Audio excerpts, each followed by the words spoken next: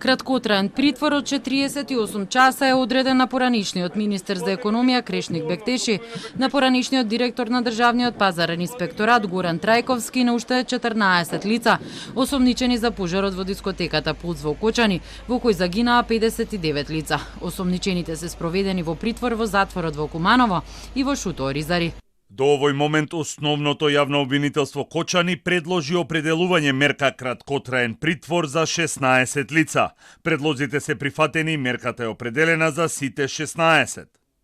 Осомничените во зависност од нивната функција се гонат за различни кривични дела.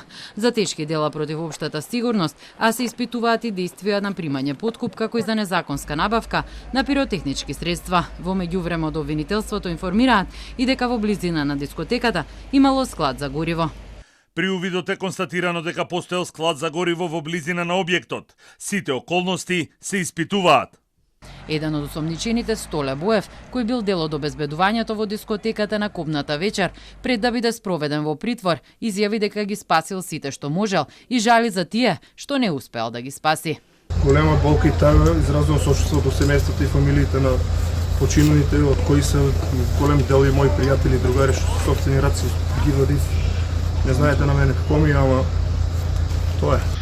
На 20 лица се осомничени во случајот. Дискотеката била регистрирана како објект за лесна индустрија, не угостителски објект, а немала ни лиценца за работа. Во дискотеката имала 500 лица, а карти биле продадени за 250.